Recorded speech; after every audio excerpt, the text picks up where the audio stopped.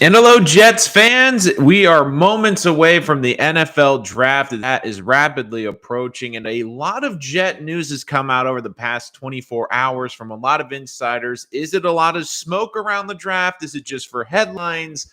But I do think there is some truth to it. There's so much to get into, including some big news today. One about a current Jet and one about another building block for the Jets' future. Hello, everyone, and welcome. For those of you new to the channel, make sure you go to our poll, who you would like with the fourth overall pick. There's been so much speculation. We will get to that eventually, but there are two huge pieces of news potentially with the Jets. One that could impact the fourth pick, but I'll get to the one that's some good news. I mean, we can't be all doom and gloom with the Jets. Quinnen Williams officially agreeing to his fifth-year option today. That was reported within the last hour. So Quinnen Williams is locked up for the next 2 years. Good news for the New York Jets. They have a first-round pick that actually gets to their fifth-year option. So really happy about that. Really excited to see what Quinnen Williams brings to the table in the years to come. But there's been a lot of speculation around the fourth pick, and this kind of gained some steam yesterday thanks to some beat writers, Connor Hughes, and one of the draft insiders who I trust most, Dane Brugler of The Athletic, who maybe is in touch with the draft and especially with people within the league than anyone else. And Dane actually went on a podcast. I forget what the name was, but he did have a very interesting opinion of a current Jet and how this could impact the fourth pick. But there was rumblings yesterday, and this started to come out, and I was wondering how much of this is a smokescreen, how much of this is to maybe drive up the price for the fourth pick, but that there were rumors that the Jets inside the building like Jermaine Johnson as a better prospect over Kayvon Thibodeau. Now, granted, I believe if it comes down to those two pass rushers, it's going to come down to those two choices because also the draft is starting to settle. You look at Vegas, the odds came out. Trayvon Walker is now slated to be the number one pick. I actually talked to a member of the Jaguar staff last night in a key one that's really plugged in, and he believes Trayvon Walker will be the number one overall pick, which leans Detroit will run to the podium to get Aiden Hutchinson. They need a face of their franchise, and what's more perfect than a blue-collar kid from Michigan that went to Michigan to play in Detroit, Michigan. So really what will determine what happens with the Jets is the third pick with Houston. Does Houston trade back with maybe a team to move up to get an offensive lineman before the Jets? Do they take a pass rusher? Do they take Kayvon? Do they take Sauce Gardner? Do they screw everyone over or everything up and take Kyle Hamilton? But there was a lot of speculation about Jermaine Johnson, and a lot of Jet fans. I actually put this on a poll yesterday on the community page, and if you haven't done it yet, you can go out there. We had over 100 votes on this poll, and I said, hey, guys, who do you want with the fourth pick? 71% of you said Kayvon Thibodeau, 17% Jermaine Johnson, 12% Ike Ekwonu, and 0% Evan Neal. So, I mean, the majority of you telling me 88% of you are saying, get a damn pass rusher. We don't care about the offensive line. So I think I can see where you guys are kind of settled right now with what position you guys really want. And we also have this poll in the chat as well. Make sure to give us a like and a subscribe too. But one thing I would say, though, before I get to the Jermaine Johnson, Kayvon Thibodeau debate is I do think that there is a prospect that is now starting to come a little bit more to light. I've talked about him in the past. That's Ike Ekwonu, the offensive tackle out of North Carolina State, who, from all reports, Joe Douglas considers a unicorn in a draft where there's not a lot of unicorns. That's something special. I have had some people tell me he's probably one of the best offensive tackle prospects in the last couple of years, which is especially saying something given this draft. And I really think he's got the highest ceiling of any offensive lineman and could really be special. And I also really love the durability. This kid plays every snap, has versatility, can play right tackle, left tackle, inside a guard. And it looks like there's a very good chance he's going to be there with the fourth pick. Now, I was kind of wondering, do the Jets go offensive tackle or defensive end? But now I do wonder, I'll have my final mock draft tomorrow. I do wonder if all of a sudden Dane Brugler on a podcast today made a very interesting point. He said, in quote, there are many people around the league who believe that Mekhi Becton will never put on a Jets jersey again. This talking about Mekhi Becton, the situation going on with the left tackle. And I was speculating this with Akeem Ekwonu, basically Icky saying, look, the Jets, their biggest investment is Zach Wilson. I was also saying this about the Jaguars, why I've been scratching my head for the last 4 or 5 months in this process going, I understand they got Brandon Sheriff. I understand they franchise tagged their tackle, but their biggest investment is Trevor Lawrence. What will determine if their franchise is successful is the success of Trevor Lawrence. And that's the same with this regime with Zach Wilson. I've also thrown out the scenarios. What looks better for the Jets and Joe Douglas and Robert Saleh's career if this team, which in a loaded AFC conference, if they get 7 wins, what's going to help them keep their job? The Jets all of a sudden have a really good defense, but they still don't know if Zach Wilson's a franchise quarterback or if Zach Wilson looks like a franchise quarterback. And it's like, well, the defense isn't great, but it's probably a piece or two away from really being good. So the big question I now have is with this report of Mekhi Becton coming out from Dane Brugler. And again, Dane is really tapped into the scene. Like, he really knows what he's talking about, and he does a great job of really sourcing with front offices. If there's many people around the league that believe Mekhi Becton will never play again for the Jets, that's a big problem. And the Jets are going to need a tackle. And I know it won't be the sexiest pick at 4. I know a lot of people will be upset. But there's 2 reasons why I really would love to see the offensive tackle at 4. And I do think that Jermaine Johnson plays a part in this. To me, a perfect off draft for this team, if they want to hit a home run, especially if there's concerns about Mekhi Becton, they get Icky at 4. Jermaine Johnson could be there at 10. You get your pass rusher at 10. And I know before everyone jumps down my throat, we need a receiver. I get it. I don't think Debo's going to get traded. But the Jets also have pick 35 and 38. I see them using one of those picks with the 4th round pick, maybe an additional pick, to jump in to the 20s to get a receiver. And I know it might not be Drake London. I understand that there's a lot of people that will be upset. But to me, you get 3 big needs out of the way. And the Jets also need to protect Zach Wilson. They need to protect their franchise quarterback. And if there's questions about Mekhi, and I had said this about the workouts. And again, we heard the reports about him being with his wife. I completely understand that. But the optics are not great when you have a coaching staff that has called you out about your work ethic and you're not showing up. A lot of questions in the chat. So who's going to be the Jets guy? I see Thibodeau. No, 3 is a toss-up right now. I still at 20 get Pickett, but if he's gone, the guy from NC State goes to the Giants at 5. Pickett goes at 6. Neal 7. The Jets get the kid from USC at 10. Trent Baalke, if he drafts the Nets at 1, when Akeem is better. I don't get that either, Matt Smith. Like, I keep saying they need a tackle. Johnson goes 8. Wills goes 9 to Seattle. There's a chance, too. That's the other thing, too, with Jermaine Johnson. Everyone's like, oh, he'll fall to 10. I'm not exactly sure. Serious question. Why is everyone so upset about potentially drafting Iggy? Does it really spill the end for us? I think fans are getting too personal with these players. And again, I think, KD, you bring up a perfect point. I know it's not the sexy pick, and I know the Jets haven't had a pass rusher, but here's the good thing about this draft. This draft has a ton of pass rushers, and while the Jets might not get – I don't think there's truly an elite standout pass rusher, but the Jets, you can get a good pass rusher. Arnold Ebiketie, I think, is a really good pass rusher for Penn State. He might be there at the top of the 2nd round. Bo Mafi's another one I really like. There's a lot of good pass rushers and good pass rushers that were there at the Senior Bowl. So I think that you can get a pass rusher later. And you look at all the investments, and I know they're not the sexy investments with Solomon Thomas, with Vinny Curry coming back, but the Jets' defensive line has a lot of good depth. And I just have a feeling that you don't want to overreach for a pass rusher. So from what I've been hearing, Joe loves Icky. And if he feels Icky's going to be the left tackle for the next 10 to 12 years, and he's that sold on him. And again, some people will be looking, well, what about Mekhi? And don't forget, when they drafted Mekhi, they also were drafting for a very different system. They were drafting for a very different offensive coach and a very different scheme. And I did wonder how Mekhi was going to go to this scheme. And you've seen the top 2 picks in that draft really struggle because Denzel Mims doesn't really fit this scheme, and Mekhi Becton doesn't really fit this scheme. If the Jets take Jermaine Johnson at 4, I'm going to lose my mind. Oh, my God. Do the Steelers get the kid from Cincy or Nevada in the round 2 or 3? Are you talking about the quarterback, Jared? I believe you are. From what I've heard, they like Malik Willis. I think that they're going to try to trade up to 10 with the Jets if Malik falls. But if they're sitting there, I actually really like Carson Strong, the kid from Nevada. But the problem with him is he's had the chronic knee issue. So I wonder how that would figure out with the knee issue. I would love to see KT go to the Jags.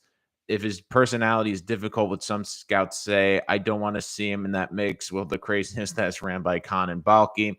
Any one of those at 4, I'd be very happy with. Who knows what they really have planned for Becton. Jared Seale not picking a QB in the first. I'm willing to bet on it. And that's the thing. Like the Jets, too, the tackle position isn't as set as you'd like to believe, because I've talked ad nauseum about Mekhi's health. I've talked about Mekhi's durability. But we also have to remember that George Fant's going to be a free agent at the end of next year, and he'll be 31 at the end of next year. And I don't think he's got a lot of tread on the tires, but Fant's probably looking at this as an opportunity where you could have made the case he should have been a Pro Bowl substitute or in conversation for the Pro Bowl. He was that good at pass protection last year. If he goes out again, has another great year, you can't tell me that Fant's going to look at it and go, I like being with the Jets, but you can't tell me that there isn't a team that could give him a massive bag of money and he can cash out. And again, he got a great contract from the Jets the first time. But if he plays well, how many teams are looking for a good left tackle or a good tackle? He could get a huge bag of money if he has another great year with the Jets. So the Jets, Icky would solve a couple of issues. Again, if Mekhi does work out and they do believe in Mekhi, then sure, then you could have 2 great bookend tackles. But you need to eliminate the variables. And I understand that the receiver variable is really big for the Jets. I understand they don't have that playmaker, but I would rather have a question at receiver and then maybe try to even trade for a receiver in training camp or at the beginning of the season or at the deadline, or hope that Elijah Moore and some of these younger guys develop, than go into a year where I don't know about my tackle situation, where if in week 3 Mekhi gets rolled up on and I have to start Connor McDermott for 14 weeks. I'd rather have some questions about the receivers than the offensive line, especially when you're in a division where you have 2 of the best defensive minds in McDermott and with Bill Belichick for 4 of your games. And even Miami, I think their defense is going to take a step back, but it's still a very good defense. If we take Iggy, more telling about how the contract negotiation with Fant. Strange that Jets Brad doesn't talk to anyone at all, so this is information come from Jared Deere. I still am thinking the Browns are going to trade Baker, but you never know. You just never know. What team do I have picking?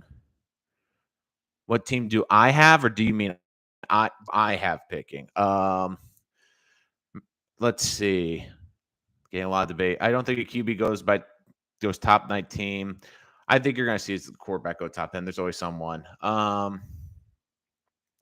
And this is the thing, too, with Joe Douglas. I just have a feeling that this team is going to really have to hit it at number 4. So great decision. Albert Breer, again, reporting 50 minutes ago, Quinnen Williams getting the 5th-year option to the Jets, at least getting that right. But there's going to be a lot of speculation, and I understand that there is going to be – I feel like no matter who they pick at number 4, I do think there's going to be a percentage of the fan base that's upset. And the other thing, too, is with Kayvon, I think Kayvon has become, rightfully so, a interesting person in this draft because he was the number 1 defensive recruit. He's played well at Oregon. So I do think Jet fans have kind of put in their mind that he's going to be the pick at 4. And really, when they've seen the mock drafts, they've seen the odds, they feel he's going to be at 4. But the thing, too, with Joe Douglas is he has to make moves not based on the headlines, not the sexy headlines. Because if it came down to Icky and Kayvon, let's say they take Kayvon, he would get the tabloids. I think a lot of people in the media would say it was a great pick. But then if we fast forward to training camp, even if Kayvon's a great pass rusher, but if the Jets lose a tackle early and Zach Wilson is getting sacked and losing his confidence and doesn't look like a franchise quarterback, it doesn't matter if the Jets have even a freaking top 5 defense. If Zach Wilson is not the answer or doesn't look like the answer, this staff and this regime is probably looking for a new job. If Icky is picking at 4, how does that affect the Giants strategy? I don't think it will affect it too much. The biggest question is going to be if Evan Neal goes 3 to the Texans, which I've seen a couple mocks. I think at 5, the question becomes, what do they think Carolina's doing? They feel confident Carolina's taking a quarterback, then they can pretty much double up on who they like. But if they think Carolina's going to take O-line or something, that might enter the equation. I think Charles Cross, Evan Neal would probably be on the top of the board. If Icky somehow gets them at 5, they're going to jump for joy for that. But I also see them looking at Sauce Gardner. I think Sauce Gardner is going to be someone they look at because I think James Bradbury's spent someone they said they're looking to trade to alleviate some of that cap space. And he's been someone I've been saying the Jets should keep an eye on. Like, if they could get James Bradbury for a 4th and maybe even like a future 6, I would do it. I know he's got 1 year left on his contract, but he's still 28. He's a ball hawk. He's a Pro Bowl corner, and you pair him with DJ Reed, the young Michael Carr, and Bryce Hall. All of a sudden, that's a pretty damn good cornerback room. So that's someone I would keep an eye on. And I do think that the Giants are really interested in Sauce. I've seen a lot of Jet fans really want Sauce at 4. And look, Sauce is really a lot of icing right now. Like, the Jets really need cake. Like, they need to have a good foundation piece, whether it's a pass rush or offensive line. They've basically told you that's the direction they're going to go at 4. The only way I don't see them doing that is if someone gives them a Godfather offer to go to 4 to get like Icky or something. And again, I don't see that happening, but we've also seen weirder stuff happen in the draft at well. Let's not overthink this, Matt Smith. KT will be the pick at 4, and if there, and Joe Douglas lets know there's a pretty good tackle class. This is a pretty good tackle class. I would take one in later rounds to sit behind starters. I mean, Snoopy, that is an option. One of the options, too, is they really love Trevor Penning. Now, not take him at 10, but if a team moves up to 10, then they propel back a couple spots. Maybe Penning could come into question there. But the other thing is, if they're taking a tackle in the first round, he's going to play. If they take him at the top of the second round, Bernard Ryman's someone I could see. Again, he's a little bit of an older prospect. He's going to be, I believe, 24, 25 to start next year. So you wonder, again, I don't think he's got a lot of tread on the tires, but you do wonder if age will play a factor. I love the kid from Tulsa. Really, like, people say this is a good tackle class. I think it's a good offensive line class. I think you have the 3 blue chip tackles, and there's a drop off after them. My big thing is I feel that this draft is a better interior, especially the guard to center is a lot better, and there's a lot more depth, and you can get starters almost up to the beginning of day 3 in this draft in those 3 positions, and you got a lot of versatility, whether it's like a Cam Jurgens, whether it's a Cole Strange. And one of the things I've been wondering too, and the Jets obviously will never tell us this, but I've also put the tinfoil hat on a little bit, and I do wonder partially if one of the strategies is the reason that they moved Elijah Vera Tucker to the right guard position is because he played tackle in college. He's shown the versatility. He can play tackle. Do the Jets look at this and say, if we go get an interior offensive line that could maybe be our future starting center or guard, if it doesn't work out the tackle position or we lose a tackle, we could kick AVT out to the right tackle spot and then fill in with a guard. So that's one of my proposals. And in my last mock draft, I had them trading up for Tyler Linderbaum at the back end of the first round. And my thought process to that was, you still have Connor McGovern. I know it's a big cap hit, but the Jets have the cap space. He becomes a great backup center guard for this team to fill in if there's injuries. And then let's say, like I said, Becton or even Fant goes down, you can kick AVT out to guard, and then you can slide McGovern into the guard position. A tackle at 4 is a coward's move. Snoopy, I tend to disagree with you on that because, and I get it, tackle isn't exciting. Pass rusher is a more exciting position. It's a sexier position, but it's one of those things like here in April, I get that the tackles aren't exciting. I get pass rushers are more exciting. I completely get it, but you know what's not exciting is if we're in week 4 or 5 and the Jets, Mekhi Becton isn't, even if let's say Mekhi's healthy, but he's getting beat and not looking like a franchise tackle, you're going to be sitting there and going, if Zach Wilson keeps ending up on the turf or getting the snot beat out of him, you're like, yeah, KT's great, but man, I don't know about our quarterback. I don't know if our quarterback's going to make it through the freaking season. I think Deolia Jet too, but if he ain't on the team by the start of the draft, he's not Jet. Yeah, I just have a feeling Debo's not going to get dealt for 2 reasons. Number one, I don't think San Francisco has any interest in trading him. And number 2, I just don't see the Jets overpaying for him because don't forget too, Douglas was aggressive with Tyreek Hill, but even the price he was willing to pay didn't seem ridiculous. So a lot of me believes that he's going to, if he feels he can get a good deal where he's not getting killed with the prospects, because don't forget the Jets also have to pay Debo. And look, if you were to tell me they were going to give up the 10th pick for DK or AJ Brown, I say do it. But even Debo, like I have reservations about Debo because like he's saying he doesn't want to do what makes him great. He's had really one great season in 3 years. And he's kind of a funny guy to describe as a number one receiver. I mean, what makes him great is his versatility, but it's not like he's going to be like they double cover him on the outside like a DK or something. Does Icky have any position flexibility or strictly tackle? He can play guard, KD, but the thing with the guard is, I mean, Joe Douglas says he thinks he's got the best guard pairing potentially in the league with Laken Tomlinson and Elijah Barrett Tucker. So, I mean, look, if they draft Icky at 4, he's playing, whether it's left or right tackle. And I think what the Jets will do is have Mekhi and Fant bow out. And I don't think it's a bad thing either. Like, best case scenario, if you draft Icky at 4, is Icky plays great. Mekhi shows up in training camp, kicks ass, stays healthy through half the season, looks like he's figured it out. Looks like, okay, all that hard work, all the questions we had about him are figured out. One of the things I think the Jets could do at that point, if Fant's not playing and he's a free agent at the end of the year, is they could trade him for a draft pick.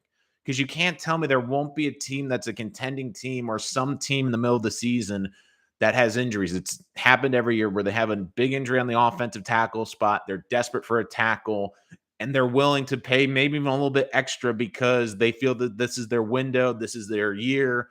Like if Kansas City lost a tackle, if let's say the Buccaneers lost a tackle, if the right tackle has season-ending surgery for the Packers, could a team then come in and give Fant an offer for Fant where the Jets are like, well, we're losing him in free agency anyways. We're confident in Mekhi now. We've gotten a good sample size through 6 to 7 weeks. We can do that. So, I mean, worst case scenario is Mekhi gets hurt. Mekhi doesn't perform. You have Fant. And then you make the decision, do you sign Fant? And then you figure out what to do with Mekhi. So you want to have, like, the Jets don't have, I know the Jets don't have a great roster, but like if I was to say like the biggest questions are yes, receiver, but at least the Jets have some receivers, and at least I think Elijah Moore could be a playmaker. But the really biggest question on the offense, I think that with uncertainty is who's the left tackle. The current signs on Debo stuff, I hope that means we're in negotiation. Sign LDT. I've been banging the table for Laurent Duvernay-Tardif forever. I would love him to be back there. Suppose the Jets big board has a common weight one spot against Thibodeau. If they're both there at 4, do you think JD goes against the best player available velocity and takes KT? This is the other thing too, and I'm glad BK brought this up because they've been asking Joe Douglas, and Joe Douglas has been saying, and I think dropping hints that this could happen with Icky, where he's like, look, you got to take the best player available. And if Icky's the number one guy on his board, like Kayvon could be number 2 for all we know. If Icky's the number one guy on his board, I believe Joe Douglas is going to look at it the following way. I can get the number one player with the highest ceiling in my belief in this entire draft with the 4th overall pick. And let me ask you this, like take away the positions, like outside of quarterback, take away outside of quarterback, the position rankings and the title. Like, let me ask you as a Jet fan, if I was to say Joe Douglas, and you might not believe in Joe Douglas, and I get it, but if I was to say your team has a general manager and his staff, and his organization believe they could get the number one overall player in an entire draft with the 4th pick, not the 1st, not the 2nd, the 3rd, the 4th pick, and they chose to pass on him. I feel like if you took the names and you took the positions out of it, a lot of Jet fans would be like, what the hell? Like, we could get the best player in the draft, or what they view as the best player in the draft, and they pass on. What are they doing? They're not doing their jobs. And look, I get that the Jets have not had a great pass rusher since John Abraham. I completely understand it. I know there's concerns about Carl Lawson coming back from the Achilles. I completely get it. But one of the strengths of this draft is the edge position, where you might not get that edge at 4, but you could get it at 10. You could trade back in, get it. You might even get it in the top of the second round. Like, I love Arnold Ebiketie. the edge rusher from Penn State, 9.5 sacks last year. This guy's motor never freaking quits. He's a freak athlete. He comes off that edge like a bat out of hell. He's a really good player and someone that I could see becoming a double-digit sack guy in this league. And they might be able to get that guy like pick 35. What would you get for Becton in the draft? What would you get for Becton, like in a trade? I don't think they're going to trade him. Niners need a right tackle with questions surrounding McGlinchey. Do you think if we get Icky at 4, Fant or Becton will be included in a package? Or I doubt it. If Debo gets dealt, it's going to be either two scenarios: either before night 1 of the draft, not during the draft, or night 2, like the day 2 of the draft. And the reason maybe day 2 is the 49ers like maybe get a receiver that they really like, or they just come to the conclusion, look, it's not going to work. But the good news is the Jets have those 2 second-round picks. Maybe we can do something for there. Submission 72, loving chaos. I'm going JJ over Thibs at number 10. I don't think Thibs is going to be there at 10. And just looking at the poll right now, guys, just going to end it just quickly, just seeing what you guys were looking at for our poll in the chat. I'll also check the channel poll too for what you guys are saying, just seeing if that's updated as well. So the poll is, who do you want at 4? 73%. Kayvon, Jermaine Johnson's 15%, Icky 10%. So I think you guys are telling me you don't want to freaking tackle at that spot. And look, I get it. It's just something about talking another tackle that feels like picking Leonard Williams, Quinnen Williams all over again. Look, Quinnen Williams, I think, has been a good player, but those are also defensive tackles. So look, I get they're not the sexy pick, but if the Jets found a franchise left tackle for the next 10 to 12 years that the Jets don't have to worry about, then I think it's worth it. Pick 4 is too risky for Thibs. If we need a sure home run, make Sauce the pick. Like submissions, like I've seen this Sauce talk. I don't see them going Sauce. The only way I see them going Sauce if he's there at 10, I doubt he's there at 10, just because this defense is not predicated on having elite corners. I think the Jets feel they have good corners. They have a good corner room. I would just want Icky for the chaos. It will bring KD just... Man, like I'm guessing KD, if like you're a Nets fan, like just everyone just wants chaos right now, and it will be a debate. But I do think if my thought process is like what Joe Douglas will say is, because he's going to have that question, which is, I mean, the best thing for Joe Douglas maybe if Kayvon goes 3, because then it just eliminates that variable. But if Joe Douglas is sitting there and he's asked in the press conference afterward, he goes, look, Iggy was by far and away the number 1 player on our board. We just felt like we couldn't pass up on this talent, and this kid could be something really special. And again, this is all a crapshoot. This is all a guessing game. But like I said before, if you were to take the names and the positions off, I mean, quarterback's unique, so don't even consider quarterback, well, especially in this draft. But if I was to tell you with the Jets' 4th overall pick, they could get the number 1 player in the entire draft, and they would pass on. I feel like most Jet fans would be like, what in God's name are we doing? We need the best players possible. I like the Icky pick. I'm just a strong KT believer, so I take him if he's there. If Joe D gets a tackle, then's lost all faith. I hope he gets KT. Wide receiver LT is the biggest need. Half the fan base will talk themselves into anyone we pick at 4. Rich, speaking of my Mets, what do you think they do now? God, Snoopy. I have no idea what they do now. I just know is KD's probably made 20 burner accounts in the last 12 hours. It's just a mess there. And I hate that they're already making the excuse like, well, the Ben Simmons trade was for next year. It's not for this year. I mean, we're talking about a player, Ben Simmons, that quit on his team at LSU, quit on his team in the Sixers. He gets traded to the Nets, and he's quit on that team. And I mean, and even with the Nets, they wouldn't ask him to do much. It's play defense and pass to KD and Kyrie. I mean, it's not the hardest thing in the world. Like, I don't know what the Nets do. I think you have an untradeable asset in Ben Simmons. Kyrie, I feel you're better off letting him go. I would not give Kyrie another max contract. I wouldn't. I'd rather have them try to build young. And you look what's winning in this league right now. It's one superstar and having a really good team around him, like in depth. And the Nets have absolutely zero depth. So, Kyrie's gone for sure. I'm one of KD's burners. That's a good one. No. Carlos, Kayvon at 4 overall. That number 10 pick should be traded to get more picks. I know it's playing safe, but I think about the future. Jets are not ready to compete yet. Thanks, Rich. I get I get that thought process with Kayvon, and I do think that part of the thing too is, and we see this a lot with fan bases with the draft, and a lot of this can create problems and disappointment where we've gotten comfortable with a lot of what the mock drafts are saying. We've kind of fixated, especially when you're in the top 5, you've kind of already had in your mind fixated on the pick you want. I think a great example of this where you saw a fan base that was highly disappointed, but actually the organization made the smarter pick was the Houston Texans.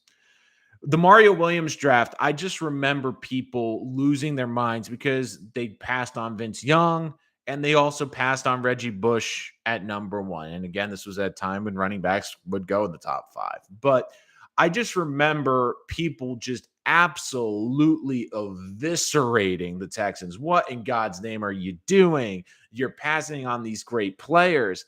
And in retrospect, Mario Williams was the right choice. He became a great pass rusher. Was he a Hall of Famer? No, but was he a perennial Pro Bowl player that improved that? And again, they were on a team that was god awful. And if he was on a better team, better team, he probably would have had more name recognition. But when you look back at his career, he had a very good career and he was the right choice with the number 1 overall pick. But because that fan base had been told for months it's kind of Vince and Reggie, when it wasn't those two guys, they lost their minds.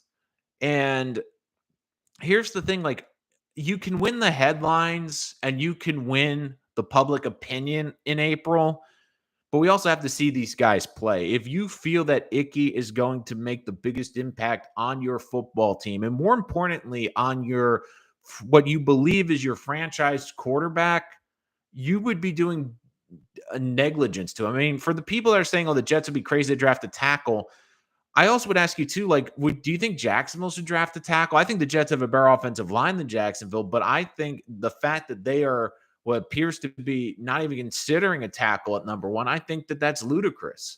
And I know their rationale is like, oh, we can get one in the second round. But when you have a franchise quarterback, what you believe is a franchise quarterback, and you don't do everything in your power to make sure they work, then you're neglecting your football team. And that's why I believe Icky can be in play with the number 4 pick. Now, if he's gone at number 4 and it's between like Evan Neal and KT, then you take KT. If it's between even, I doubt this, but also the other thing too is like, could a team love Kayvon that not saying anything and trade up and give the Jets a big package and move up? I don't really see that. Or could a team move up for Icky because they know that the Giants want to tackle? Could a team like I'm trying to think, Atlanta wouldn't, but I've been saying, could Washington at 11 give the Jets like this year's pick, another pick, and a future first round pick? Could a team like, I know this is a really far way to go back, but the Chargers at 17, if the Chargers said, we'll give you this year's first at 17, this year's second, and next year's first round pick, and maybe even throw in another day 3 pick in a draft where we believe the best prospects are between, the strength of this draft is between prospects 10 and 50, not the top 10. Maybe that's something you would have to consider about. We'll pass on KT. He rarely uses his hands and moves get off blocks. Nice speed from around the edge and quick off the snap, but that's it. I feel better taking JJ at 4 when KT is available, and then JJ when KT is gone, which looks like they're setting. I thought we did that when we were drafting Becton. I wanted wide receiver more than anything. This current wide receiver room is unacceptable. So what happens to Becton? There's a lot. So I'll go to the receiver room first. This is a deep receiver class. Like, and for Snoopy, I believe what the Jets can do is trade back out of 10. I mean, they still have the 10 pick. They can trade back a couple spots and get some more capital. I think that there's no like surefire number one, but there's a lot of guys I really like. Traylon Burks, I think, is the best fit for the Jets. I don't care what they say about Drake London. I think Traylon Burks is the best fit for what this offense wants to do, for what they're looking for. And Traylon Burks, yeah, he might not be the biggest red zone target like Drake London. He might not be the best route runner. He might not have that speed like Jameson Williams. But if I was to say who's the most versatile receiver and what receiver could bring the most potentially to this Jet offense, it's Traylon Burks. But also, there's a lot of good receivers that could fall around too. I really like Christian Watson from North Dakota State. I think you're going to see a big run in the 20s, and the Jets can get back into that. But Dotson from Penn State's really good. Sky Moore, I like. Alec Pierce from Cincinnati. And then, like, even George Pickens. If George Pickens is there at 35, double dip at wide receiver. Get one in the mid round, but then get one at top. I wouldn't hate the Jets taking 2 receivers with their top 40 picks. I really wouldn't hate it. Washington reporting loves Drake London. Let's see. A couple months ago, the safety was arguably the best overall player. I think of one of that too is I think Kyle Hammond's still going to be considered a top 3 player in this draft, but that 4.7 40, I just think killed him. I think we really need 2 wilds in that draft. Like I just said, can't wait the draft, and JD drafts Evan Neal. It's just like, if I think that would be something, KD. Like, you want to talk about them taking Icky for chaos. I mean, Evan Neal for chaos would be, I think, especially if Icky's there, there'd be like, what in God's name's going on? Like even when I put the poll out, I think 12% picked Icky and 0 picked. I think 1 person picked Evan Neal. Like, it just almost as a joke. London is a slot receiver. No, we don't need him. I'd pick Burks over London. Burks too. Like, people are like, oh, like they need a big outside receiver. Burks in the SEC may remind you, not the Pac-12, which is basically glorified flag football. Traylon Burks over 1,000 yards catching, was used as a hybrid running back, has been compared to Deebo Samuel. And oh, by the way, he's 6'2", 230 pounds, where Deebo's 6 foot and like 200.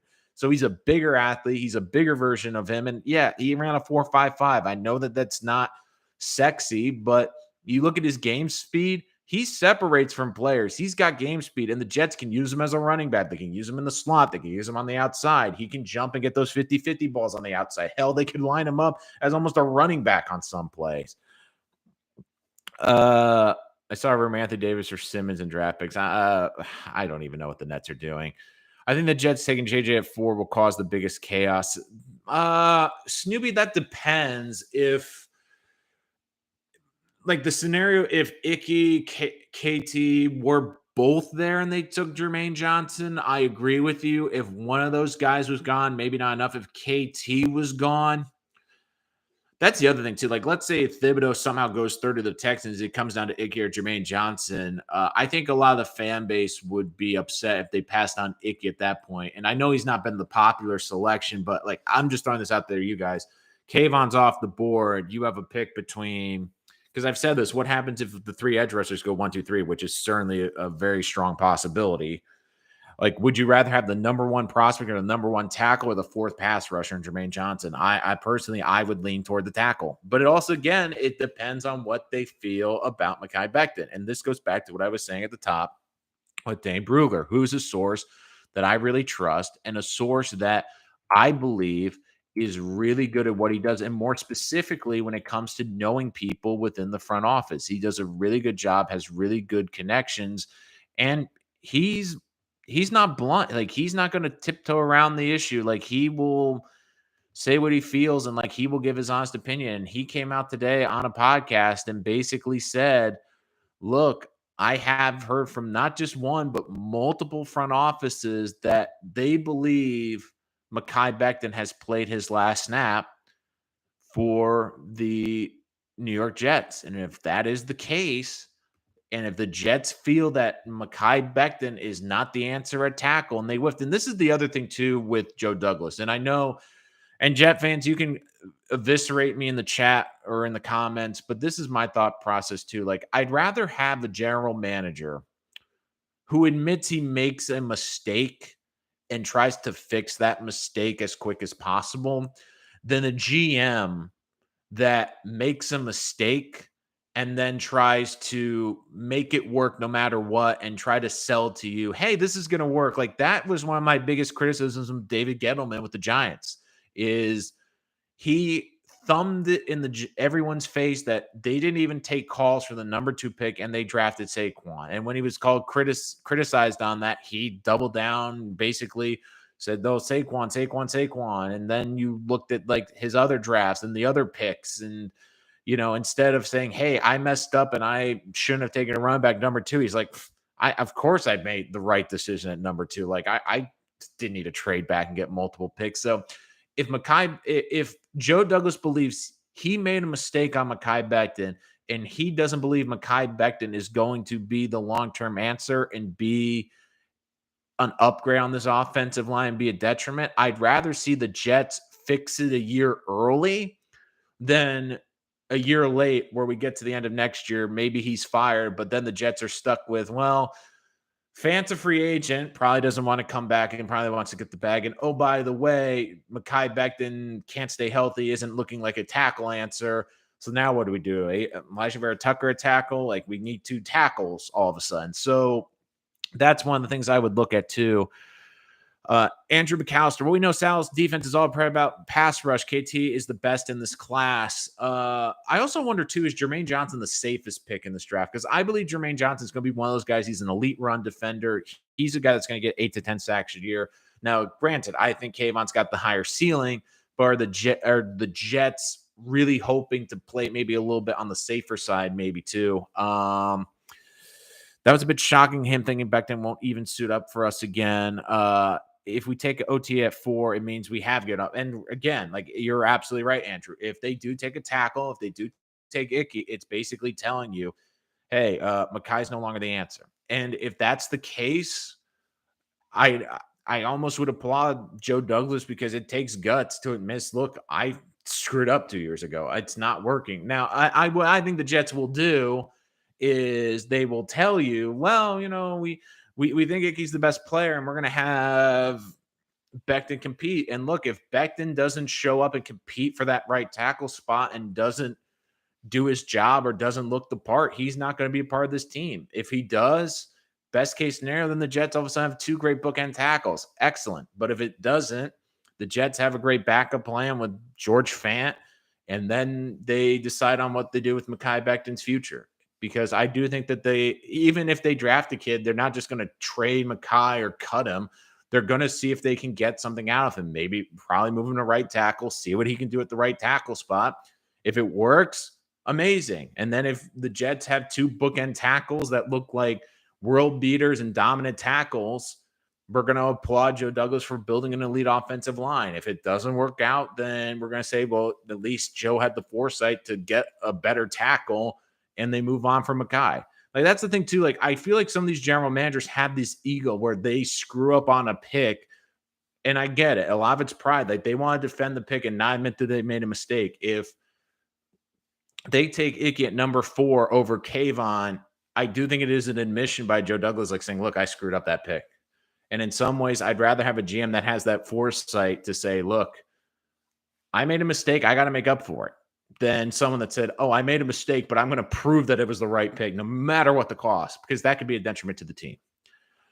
Taking JJ over Stib, Sauce, or Icky is a fireable offense. Well, if Jermaine Johnson comes out and gets 13 sacks next year and plays out of his mind, then I don't think it's a fireable offense. The other thing that we have to talk about with JJ, one of the advantages that the Jets had with him over Thibs and over Sauce, which isn't getting talked about, is the Senior Bowl, which I believe is the best tool to analyze players. And the Jets had him on their team. The Jets had him in meeting rooms. The Jets had him in preparation, where they could see, like, maybe he absorbed information better than anyone at the camp. Maybe he picked it up faster. Maybe they asked him to change a pass rush move, and he changed it just like that. Like, they look and say, look, Kayvon right now might have a little bit higher ceiling or a little bit more athleticism, but we believe Jermaine Johnson's more coachable, and he's someone under our coaching that could be a better player.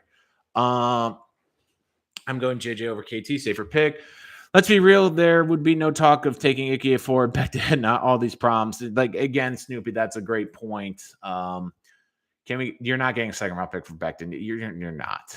Fantastic is in the last year of his. I hope Becton comes in and shaping a massive chip on his shoulder and shuts us all up. Andrew, I can't agree with you more. IRL agreed. I much prefer a GM that knows when he's wrong. Right. Like that was the big problem I had with Dave Gettleman was not only was he wrong, but he kept doubling down. Like, no, I'm smarter than everyone. I made the right picks, even though his football team was god awful. And to the detriment of his football team, he probably turned down offers that could have really turned his franchise around. And unfortunately, I mean, yeah, again, you're seeing some of the reports too. I know DJ, who covers for the Daily News, saying Joe Douglas unlikely to pass on NC State, Akeem Akamo at 4. Again, like this is all a lot of sources. This could all be a lot of smoke. Maybe there's a chance the Jets are trying to leverage if Icky is there at 4. Some team says, "Oh crap, like we need to get up there and get our tackle." That could also be a possibility, but like this is also the possibility I throw out there too. And like, let me throw this out there for the Jet fans. Like one of these two combinations, like let's say they take Icky at 4. And I know it's not from what you're telling me in the chat and what you're telling me in the poll, it's not the popular pick, but the Jets have ways to work in this draft where let's say they take Icky at 4. And hypothetically, Jermaine Johnson isn't there at 10. I would hope he's there at 10, but he's not there at 10. The Jets have a lot of leverage. They can move back from 10 and gain an extra pick and take a receiver in the mid-round. They could take the best receiver they like at 10, whether it's Wilson, Traylon Burks, Drake London, take your pick. But then they also have 35 and 38. What if they traded back into the 20s when everyone's trying to get a receiver? And maybe because everyone's trying to get a receiver in the 20s, one of these first-round pass rushers just sits in their lap at 35, like Arnold Ebiketie, Bo Mafi, or the Jets say, we got a lot of picks. Let's go up and make sure we get a pass rusher. And they go up and get a pass rusher. Like they trade back into the 20s. And then all of a sudden the Jets got arguably the best player in the draft, or what they believe is the best player in the draft, at an offensive lineman. They get potentially the number 1 receiver on their board. And also, not the big pass rusher, but they get a very good pass rusher that's going to help improve that defense. All of a sudden, the 3 biggest questions on this Jet team coming into this were probably in order: wide receiver, edge rusher, maybe you can flip-flop edge and receiver, and then third was offensive tackle. All of a sudden, the Jets have addressed all 3 of those needs in the first round. I would put money on it that the Jets have 3 first-round picks. Whether it's they trade back from 10 to get a mid-round pick and then come back in with a later pick, I just have a feeling 35 and 38, the Jets are not picking there. My personal belief is they're going to trade one of those to get into the first round. And then unless a really great player like an Elijah Moore quality, like mid-first round player is there, what they will do is probably propel back. Like that's what you see by mocks. Like the Ravens at 45 make a lot of sense. Joe Douglas has that connection. They propel back a couple of spots.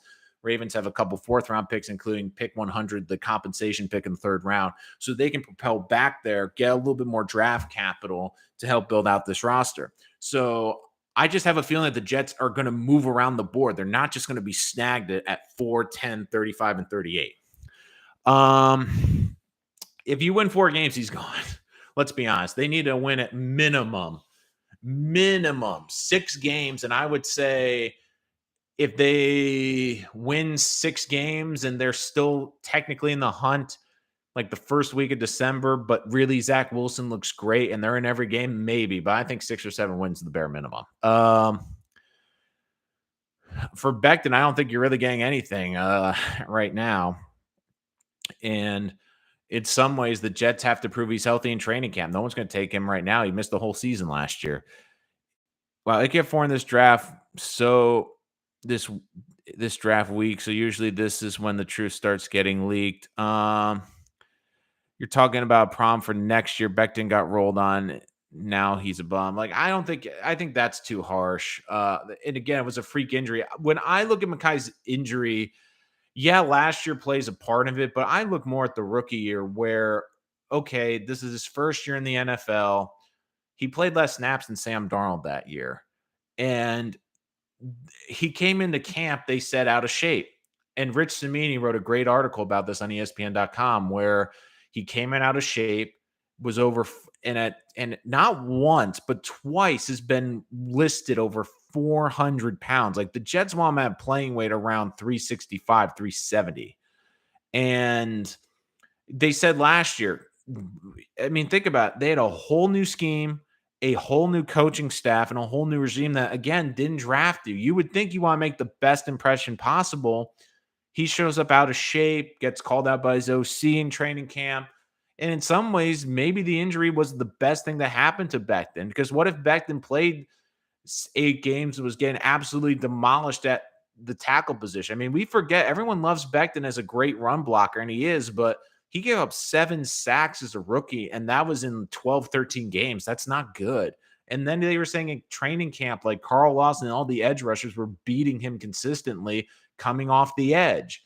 So maybe it was a good thing where we didn't see as much film in him getting exposed last year. But you wonder, like, we're talking about someone that's hit 400 pounds twice, and the Jets staff has constantly been on him. And it gets to the point where it's like, if the guy can't stay in shape or doesn't want to stay in shape, like, why are we investing all this time and effort and energy into him? The injury is not the problem with Becton. It's everything else. I mean, you can make that case. A lot of mock drafts have them taking Sauce at 4. James, vehemently disagree.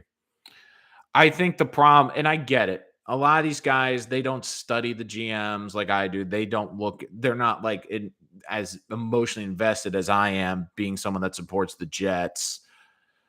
And they would say, like, oh, the Jets need a corner. Sauce is the best corner. They'll take a corner at 4. Like, look, Saleh has said, like, the defense needs to be predicated on the front 4. And look, last year, the corners, were they world beaters? No. But were they really the issue with this Jet defense? No. It was the defensive line. They couldn't get pressure and they couldn't stop the run. And I think the Jets have some nice pieces. DJ Reed, I think, is an underrated corner. I think he's a solid starter. They improved with Whitehead on the back end.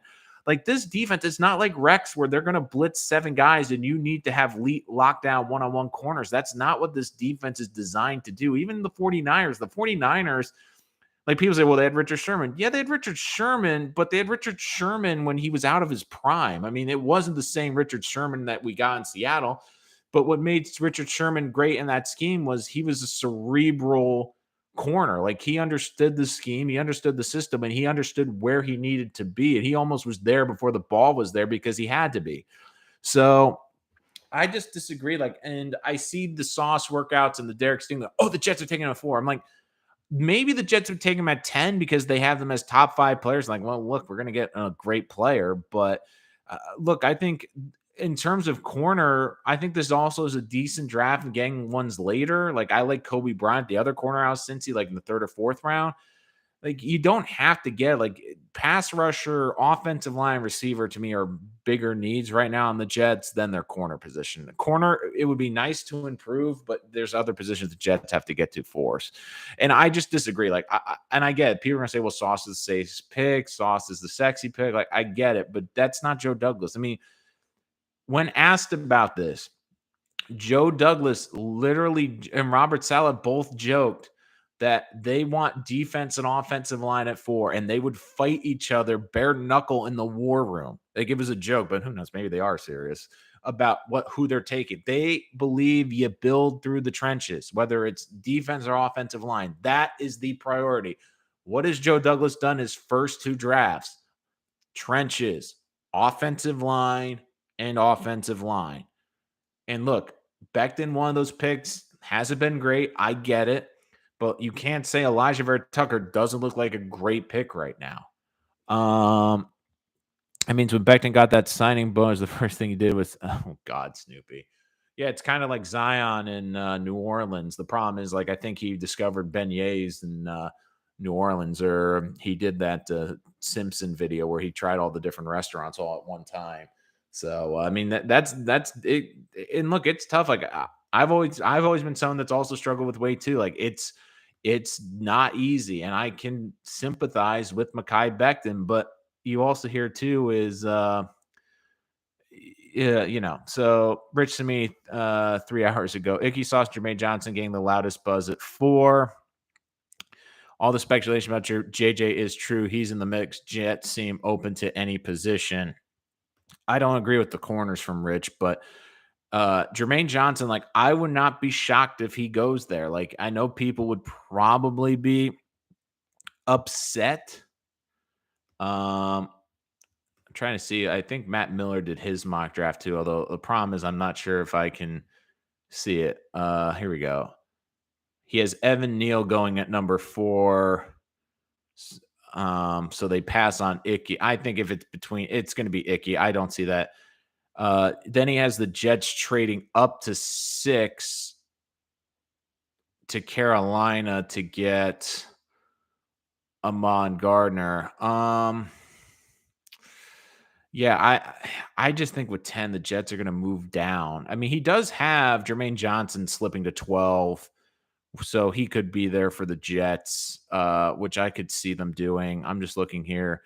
Yeah, I just don't agree with that mock draft with him. Like, I do love Bo Mafi at 35. That would be fantastic. And George Pickens, like, that would be the other thing, too. Like, I really do think you can get some good receivers in this draft. I would love George Pickens in the second round. Bo Mafi, I don't think he gets there, but if him or Arnold Ebiketie get to 35, I think the Jets run on the podium and get both of those guys because both of those are first-round pass rushers, in my opinion. I think what bothers me, this was the year and draft for us to load up, and now we have to go backwards to draft tackle. We have been losing forever, and I get the frustration, but the other thing too is, like, would you rather have a GM that realizes that you have a big problem and want to invest in your young quarterback and make sure your young quarterback has the best chance to flourish this year? Or do you want a GM that's stubborn and doesn't want to admit a mistake and go out there with a tackle position question? And then by week 5, when they lose, Connor McDermott's out starting at one of the tackle spots, and you just see Bill Belichick overloading that side and blitzing the hell out of Zach Wilson, and Zach Wilson's getting the absolute tar being out of him, you'd be like, yeah, maybe tackle wasn't the worst thing. And the thing with Johnson, like, this is the one thing I will also say about Johnson, why I like one of the big things I like over Jermaine Johnson, over Kayvon, and people I know are probably going to rip me and destroy my take on this, but I think Jermaine is a little bit of the safer pick, but one of the reasons I think the Jets might be interested is he, to me, is a better every down defensive end. Kayvon's a little bit on the smaller size, and there have been some people that think he'd be a better almost situational pass rusher. Again, if you're drafting that, you want him every down, but Kayvon's a bit on the smaller side, so you could potentially run at him a lot more. Jermaine Johnson, to me, is the best defensive run-stopping defensive end. He is really an every down, like he can make an impact on every down, where Kayvon, I think, can make maybe a bigger impact on the passing downs, but maybe on first and second down might not be as effective. And Jermaine Johnson, we have to remember, like, he is still a very good athlete. I mean, this is someone that's got great speed. He's got good pass rush move. And one of the knocks I keep hearing on him is like, well, he left Georgia to go and play with Florida State, and people are killing him for that. Well, also I think Georgia, it's hard to gauge some of these topics. Even Trayvon Walker, like he's an unbelievable athlete, but I also wonder how much of the production is because he has so many great players next to him. It makes life easier, but you also look too, and it's like, okay, are these Georgia kids that great individually, or were they really helped because they had probably one of the best front sevens in college football in probably the last decade? And when I look at Jermaine Johnson, I mean, he was the biggest player on Florida State. Everyone knew it. Everyone knew he was going to be the game record. They doubled team, and he still got double-digit sacks. And I understand the ACC is not the SEC, but he was still highly productive in that capacity. So I don't think you can completely rule him out. And one of the tendencies I also have seen with the Jets in my research, which I do a lot of research, guys. So Joe Douglas, like, the two conferences he has pulled from the most are the ACC and the SEC.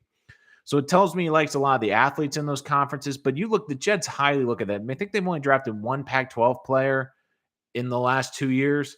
So he really focuses on where a lot of these top prospects are. And again, the Jets really like the measurables. They like the guys that are higher on the athletic scale. and they're looking at like they really look at the ACC and the SEC. So I think that that's another thing too. And I wonder, do they view the Pac-12? Maybe it's harder to gauge players because maybe they feel the competition isn't that great, or they view that it's hard to get a real accurate gauge where you can get a more accurate gauge with some of these guys in the ACC. And look, Jermaine Johnson blew up the Senior Bowl. I mean, he was absolutely dominant at the Senior Bowl. And if the Jets love the way he approached meetings and they feel he loves football and like he's going to dedicate everything he has to football, and this is a player that they can have on every down and make an impact not only in the passing game but in the run game. I mean, we forget the Jets had the 32nd run defense in the NFL. Their run defense sucked. And you can't tell me Jermaine Johnson wouldn't improve it. I'm not sure Kayvon would help the pass rush. There's no question. But would he have as much of an impact on this run defense as Jermaine Johnson? I'm not sure. So, I mean, that's just my 2 cents on why I think Jermaine has entered the conversation and why I don't think you can just completely overlook it. Now, if the Jets take Sauce at 4, what it tells me is because it's not a position of need and it's not a premium position with how they evaluate positions, is they must view him as the best prospect in the draft, and it's not even close. Because if they're going to reach for, maybe not reach is a strong word, but they're going to take a guy that's not really in a premium position, not really one of the team's primary needs, and really a position where they've already established that they've got DJ Reed, they like Bryce Hall, they like Michael Carr, I mean, look, they have a lot of good players. I understand that Sauce could be a great player, but they have a lot of good players. I don't think the secondary is the biggest issue with the New York Jets right now. Then that does tell me that they must view him as by far and away the best prospect. But from what I've been hearing, like for months now, is like don't overlook Icky. Yeah, I know everyone loves Kayvon, but don't rule out Icky. Well, okay, well, yeah, I mean Kayvon's great, Trayvon Walker, maybe Sauce, but hey, don't forget about Icky. So. I mean, this 4th pick is going to be fascinating, and this will definitely be interesting to see how the Jets attack this period, how the Jets look to improve this roster. And look, we're at the point where the Jets are, and you guys can tell me if I'm wrong. I almost don't care what the position is, like maybe even at corner, but I really just want I just really want the best players they can possibly can, because the Jets need impact players. I think the Jets have established themselves with a good enough foundation. They have good players, but they need to get great players. If they feel Icky has the chance to be the greater player, then Kayvon, go for it. If they feel in their hearts Jermaine Johnson has more upside than KT, maybe they see something that we don't see. Maybe they see a gear in him that we don't see. Maybe they just have a feeling that he is the safer pick, or maybe they also feel Jermaine Johnson might be the guy that has the biggest impact the quickest. Like he might be one of those players that Kayvon might take 2 years to really get fully going, where Jermaine Johnson might be one of those guys that he hits the ground running day one and is a dominant player and as a player that makes an impact on this team. I mean, that is also a very distinct possibility. But again, guys, any other questions? Again, thank you for reaching out to the community page with your poll. If you have any other questions, make sure you write them in the comments. If you're joining us after the stream, please make sure you let us know what you would like us to talk about, any other Jet stuff. I know a lot of news today, of course. Quinnen signing his 5th-year option. We have the Jets, of course, the speculation from Dane Brugler that he's heard from some execs that Mekhi Becton may never play again for the Jets. So there was a lot of surprising Jet news today on a day where I didn't think there'd be as much, but we will have more draft content, more mock draft, and of course, draft reaction coming up. So just giving you guys one final chance. Do you have any other questions you want to get in there about the draft? Any other about these prospects? Just want to see if we can, before we wrap up, I want to make sure I get everyone in here today. I don't want to miss out on anything. Okay. Thank you guys. Appreciate it as always. I'll see you next time, and we'll look forward to what the Jets doing on draft night, because right now it just keeps getting a lot more interesting.